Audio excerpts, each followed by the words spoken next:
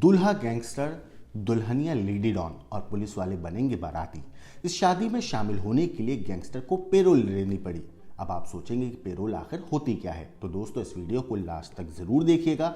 इस वीडियो में हम आपको पेरोल से जुड़ी हर एक जानकारी देंगे।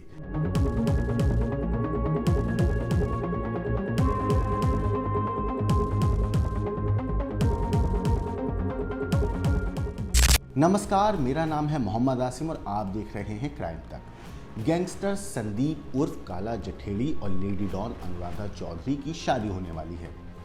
काला जठेड़ी ने अपनी शादी का हवाला देकर अदालत से पेरोल मांगी है। अदालत ने जठेड़ी के आवेदन को स्वीकार कर लिया है। उसे शादी के लिए 12 मार्च को दिल्ली में और फिर 13 मार्च को हरियाणा के सोनीपत में गृह प्रवेश के लिए 6 घंटे की कस्टडी पेरोल दी गई है। मगर अब बात करते हैं सबसे पहले अनुराधा चौधरी की। अनुराधा चौधरी राजस्थान के सीकर जिले के फतेहपुर के अल्फासर गांव की रहने वाली है और उसने ग्रेजुएशन में BC किया। इसके बाद उसने MA की पढ़ाई की। उसके पिता सरकारी नौकरी में थे। कॉलेज में उसकी दोस्ती दीपक मिंज से हुई थी। बाद में दोनों ने शादी कर ली। दोनों मिलकर शेयर मार्केट में पैसे लगाते थे। तब अनुराधा पर करोड़ों रुपए की ठगी का आरोप लगा था। इसके बाद कई अपराधों में अनुराधा का नाम सामने आया। अनुराधा कई गैंगस्टर के संपर्क में आई। उनमें से एक नाम था हिस्ट्री शीटर बलवीर बानुड़ा का। बानुड़ा के जरिए अनुराधा की पहचान राजस्थान के एक नामी गैंगस्टर आनंदपाल सिंह से हुई। आनंदपाल को असल में अंग्रेजी सीखनी थी। अनुराधा ने उसे अंग्रेजी सिखाने का वादा किया। दोनों में बढ़ती नज़दीकियों को देखकर दीपक मिंज ने अनुराधा से अलग होने का फैसला किया और इसके बाद साल 2013 में रिपोर्ट्स के मुताबिक अनुराधा अपने पति से दूर हो गई और आनंदपाल गैंग को उसने ज्वाइन कर लिया। रिपोर्ट्स में यह भी कहा जाता है कि दोनों लिव इन में रहने लगे थे। 2006 में इसके बाद होता है जीवनराम गुदारा हत्याकांड। इसके जो मुख्य गवाह थे प्रमोद चौधरी के भाई इंद्रचंद का अपहरण 2014 में हुआ था। इस मामले में भी अनुराधा का नाम सामने आया था और यह आरोप लगा था कि अनुराधा ने ही इंद्रचंद को किडनैप करके पुणे में उसे एक फ्लैट में बंधक बनाकर रखा है। अब कई खबरों में, कई रिपोर्ट्स में यह भी कहा जाता है कि आनंदपाल ने अनुराधा से AK-47 चलाना सीखा था। अनुराधा के खिलाफ अपहरण, मारपीट, जान से मारने की धमकियां समेत कई मुकदमे दर्ज हैं और 2017 में पुलिस के हाथों आनंदपाल का एनकाउंटर हो गया। इस बीच अनुराधा को भी पुलिस ने गिरफ्तार कर लिया था। मगर जेल से छूटने के बाद अनुराधा दिल्ली में रहने लगी और 2018 में वो लॉरेंस गैंग के संपर्क में आई।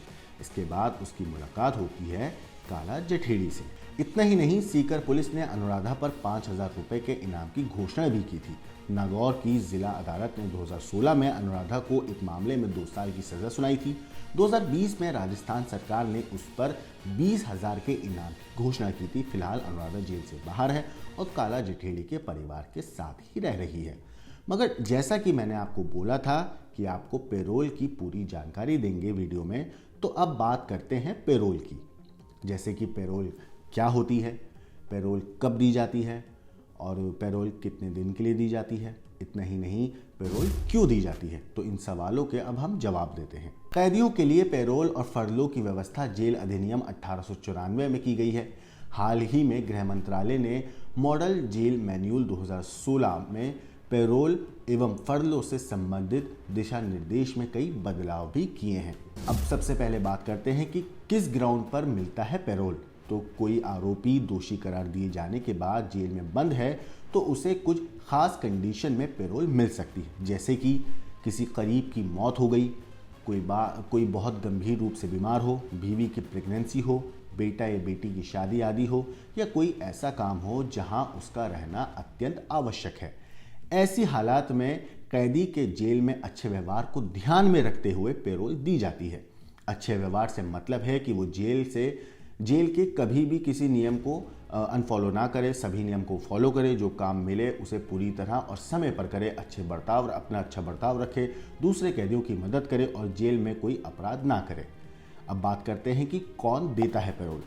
हर एक जिले में डिस्ट्रिक्ट पेरोल एडवाइजरी कमेटी होती है। ये कमेटी जेल प्रशासन को सलाह देती है कि किस कैदी को पेरोल मिलनी चाहिए और किसको नहीं। इसका मतलब ये है कि अगर कोई कैदी पेरोल चाहता है तो उसे पहले जेल प्रशासन को आवेदन देना होगा। इसके आवेदन पर जेल प्रशासन डिस्ट्रिक्ट पेरोल एडवाइजरी कमेटी से सलाह मांगेगा। उस सलाह के आधार पर फैसला लिया जाता है। सीधा कहें तो पेरोल देने का फैसला सरकार के ही हाथ में होता है। इसमें कोर्ट का सीधा दखल नहीं होता है। पेरोल की अब क्या शर्तें होती हैं, किन शर्तों पर पेरोल मिलती है? तो पेरोल की कुछ शर्तें होती हैं कि जैसे कैदी पेरोल पर छूटने के बाद किसी अपराध में सम्मिलित नहीं होगा, जितने समय के लिए पेरोल मिली है उसका पूरा होते ही वो सरेंडर कर देगा आदि। पेरोल 1 महीने तक के लिए मिल सकती है। अब बात करते हैं कि कैदी कितनी बार पेरोल ले सकता है। तो कोई कैदी कितनी बार भी पेरोल ले सकता है, इसकी कोई बाध्यता नहीं है। मान लीजिए कि किसी कैदी को पहली बार 10 दिन के लिए पेरोल मिली और उसने पेरोल की किसी शर्त का उल्लंघन नहीं किया, तो दोबारा कितनी भी बार पेरोल का आवेदन वो दे सकता है। उसके व्यवहार को देखते हुए 1 महीने तक का पेरोल दिया जा सकता है। अब यहाँ पर एक और नाम सामने आता है, जैसा कि इसके मैंने शुरुआत में आपको बताया था, फरलो। तो आखिर फरलो क्या होता है? अब इसी के बीच एक शब्द ये आता है फरलो। अब आप भी सोचेंगे कि फरलो किस भला का नाम है, तो आपको बता दूं कि पेरोल और फरलो में सबसे बड़ा फ़र्क ये है कि पेरोल कम अवधि की सज़ा में मिलता है, जबकि फरलो लंबी अवधि की सज़ा में मिलता है, जैसे कि आजीवन कारावास आदि। फरलो अधिकतम 14 दिनों की ही मिलती है। फरलो के लिए ये ज़रूरी नहीं है कि कैदी के घर में कोई इमरजेंसी या ऐसी स्थिति हो जहां उसका रहना ज़रूरी है। कई बार ऐसी कंडीशन के बिना भी फरलो दे दी जाती है, जैसे कोई कैदी लंबे वक्त से जेल में बंद है तो उसके मानसिक स्वास्थ्य को मोनोटोनी ब्रेक करने के लिए भी फरलो दी जाती है। फरलो भी डिस्ट्रिक्ट पेरोल एडवाइजरी कमेटी की सलाह पर ही दी जाती है। अब सबसे बड़ा सवाल, क्या पेरोल और या फरलो सज़ा में काउंट होता है या नहीं? मान लीजिए किसी कैदी को 7 साल की सज़ा हुई है और उसे 1 महीने का पेरोल मिल गया हो, तो ऐसा नहीं कि 7 साल की सज़ा में से 1 महीना कम हो जाएगा। पेरोल की अवधि सज़ा के बाहर होती है, जबकि फरलो में ऐसा नहीं है। फरलो की अवधि सज़ा में ही काउंट होती है। वैसे कई मीडिया रिपोर्ट्स में ऐसा कहा जाता है और कई जानकार ऐसा कहते हैं कि पेरोल 2 तरह के होते हैं, कस्टडी पेरोल और रेगुलर पेरोल। इन दोनों में अब फ़र्क क्या है? कस्टडी पेरोल तब मिलता है जब कैदी आरोपी या दोषी के परिवार में किसी की मौत हो गई हो, या फिर परिवार में किसी रिश्तेदार की शादी हो, या फिर परिवार में कोई सख्त बीमार हो या कोई अन्य विशेष परिस्थिति। तब इस सिचुएशन में कस्टडी पेरोल दी जाती है, जैसे कि काला जठेड़ी के केस में हुआ है। कस्टडी पेरोल के लिए जब कैदी आवेदन करता है तो जेल सुपरिटेंडेंट इसके लिए आदेश जारी कर सकता है। अगर जेल प्रशासन इसके लिए इनकार करता है तो कोर्ट का दरवाज़ा खटखटाया जा सकता है। इस दौरान आरोपी या दोषी को जब जेल से बाहर लाया जाता है तो उसके साथ पुलिसकर्मी होते हैं। उसकी अधिकतम अवधि 6 घंटे के लिए होती है, जैसे कि काला जठेड़ी को मिली है, और इस दौरान कैदी को सुरक्षाकर्मी घेरे रहते हैं ताकि वो फरार ना हो। रेगुलर पेरोल दोषी को ही दिया जा सकता है, अंडर ट्रायल को नहीं। यानी कि अगर दोषी ने 1 साल की सज़ा काट ली है तो उसे रेगुलर पेरोल दी जा सकती है। उन अपराधियों को पेरोल नहीं दी जा सकती जिसने रेप के बाद हत्या को अंजाम दिया हो और दोषी करार दिया गया हो। जो भारतीय नागरिक हैं उसे ही पेरोल दिया जा सकता है। साथ ही जो आतंकवाद या देशद्रोह से संबंधित मामलों में दोषी करार दिया गया हो उसे पेरोल नहीं दिया जा सकता।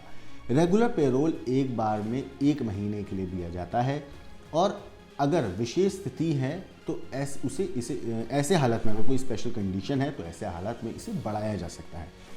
पेरोल का फैसला प्रशासनिक होता है। अगर जेल प्रशासन या होम डिपार्टमेंट से पेरोल की अर्जी खारिज हो जाए तो इसके लिए दोषी अदालत का दरवाज़ा खटखटा सकता है। पेरोल के लिए अर्जी तभी दाखिल की जा सकती है जब मुजरिम, जो अपराधी है, वो सज़ा काट रहा हो और उसकी अर्जी किसी अदालत में पेंडिंग ना हो। जैसा कि मैंने आपको पहले बताया कि पेरोल के लिए कुछ विशेष परिस्थितियां हैं जिनमें पेरोल मिलती है, जैसे कि घर में कोई सख्त बीमार हो, किसी संबंधी की मौत हो गई हो, घर में किसी नज़दीकी रिश्तेदार की शादी हो, पत्नी को बच्चा हो और उसे देखने वाला कोई ना हो, प्राकृतिक आपदा के कारण घर नष्ट हो गया हो, परिवार की ओर से सामाजिक दायित्व निभाने के आधार पर पेरोल की मांग की जा सकती है। इसके लिए शर्त यह है कि कैदी 1 साल जेल काट चुका हो, जैसे कि मैंने आपको अभी बताया था, उसका जेल कंडक्ट अच्छा हो, बिहेवियर अच्छा हो, पहले ज़मानत आदि पर छूटने के दौरान उसने कोई गलत हरकत नहीं की हो, पेरोल या ज़मानत का शर्त पहले कभी भी ना तोड़ा हो, 6 महीने बीतने के बाद दूसरे पेरोल की अर्जी दी जा सकती है। इस पूरी कंडीशन के बाद पेरोल के लिए मुजरिम जेल सुपरिटेंडेंट को याचिका देता है और वो इस आवेदन को होम डिपार्टमेंट के पास भेजता है, फिर उस पर फैसला लिया जाता है। अगर प्रशासनिक लेवल पर पैरोल की अर्जी खारिज हो तो उसके खिलाफ हाई कोर्ट का दरवाज़ा खटखटाया जा सकता है, जैसे कि मैंने अभी आपको बताया था। और वहाँ से अर्जी खारिज होने पर सुप्रीम कोर्ट में भी शख्स अपील कर सकता है। तो ये पूरी डिटेल मैंने आपको बताई पेरोल से रिलेटेड, फर्लो से रिलेटेड। काला जठेड़ी की जो शादी है 12 तारीख को और 13 तारीख को गृह प्रवेश है, जिसके लिए कस्टडी पेरोल काला जठेड़ी को मिली है। इस शादी के ऊपर आपका क्या कहना है, आपका क्या सोचना है, हमें कमेंट करके ज़रूर बताइएगा। बाकी देश और दुनिया की क्राइम की खबरों के लिए देखते रहिए क्राइम तक।